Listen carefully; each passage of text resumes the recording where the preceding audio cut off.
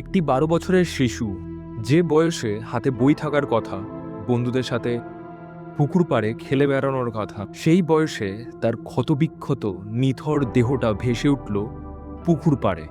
4 জুলাইয়ের সেই কাল রাত্রি আরও একবার প্রমাণ করে দিল আমাদের সমাজটা কতটা পচে গেছে। কখনো আরজিকর, কখনো জয়নগর, আর কখনো বারুইপুরে।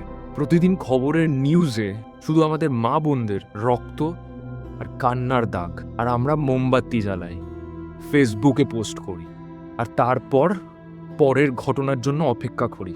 তাই আজ নিজেদের বিবেকের কাছে দাঁড়িয়ে কয়েকটা প্রশ্ন করতে ইচ্ছা করছে। অরিজিৎ সিংয়ের যেই গানের লাইন্সগুলো আছে, আর কবে, আর কবে মনটা হবে স্বাধীন, আর কবে, আর কবে ফের ঘুরে দাঁড়াবে, আর কবে, আর কবে কণ্ঠ শক্তি পাবে, আর কবে, আর কবে চিত্ত স্বাধীন হবে। আমাদের ঘরের মা বোনরা যখন বাইরে বেরোতে ভয় পায়, যখন একটা সভ্য সমাজে লুকিয়ে থাকে অসভ্য পশুরা, তখন এই স্বাধীনতার মানে কি?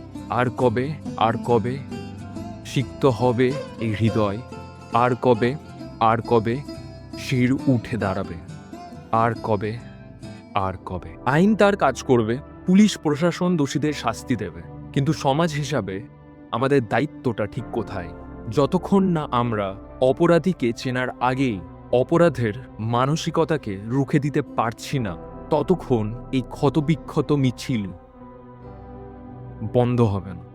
দোষীদের পিটিয়ে মেরে ফেলা কোনো স্থায়ী সমাধান নয়।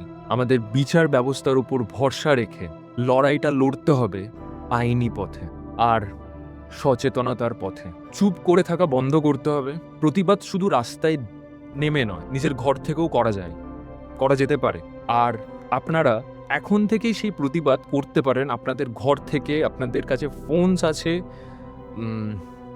যে কোনোভাবে আপনারা প্রতিবাদ করতে পারেন। সেটার জন্য আপনাদেরকে কি রাস্তায় নামতে হবে এটা কোনো ম্যাটার করে না। আজ যদি আমরা রুখে না দাঁড়াই, কাল হয়তো এই তালিকায় আর একটা নতুন নাম জুড়ে যেতে পারে বা জুড়ে যাবে। আসুন আর কবের অপেক্ষা না করে আজ থেকেই বদলটা শুরু করি। ওমেন্সদের জন্য এমন একটা সমাজ তৈরি করি যেখানে ভয় নয়, সম্মান আর নিরাপত্তাই হবে শেষ কথা। জাগো সমাজ। আর কতদিন ঘুমে কাদা হয়ে থাকবে? যদি ভিডিওটা, আমি জানছি এইটা একটা ছোট্ট একটা ভিডিও, কিছু কথাবার্তা, বাট যদি কোথাও কারুর আমি ভুল থাকি, যে আমি উল্টোপাল্টা বলছি, তো সরি ফর দ্যাট। আর সত্যি যে ঘটনাটা ঘটেছে খুব খারাপ লাগছিল, তাই জন্য ভিডিওটা করা। এটা নয় যে জাস্ট ফর ভিউজের জন্য, বা সেটা নয়। আই থিঙ্ক আমাকে একজন বলেছে যে আমি খুব সুন্দর বলতে পারি বা লিখতে পারি, দ্যাটস ওয়াই আমি এখন যে ভিডিওসগুলো করছি সেগুলো। আমি ভাবছিলাম কি ভিডিও বানাবো বাট এই যে ইনসিডেন্টটা হয়েছে, আই থিঙ্ক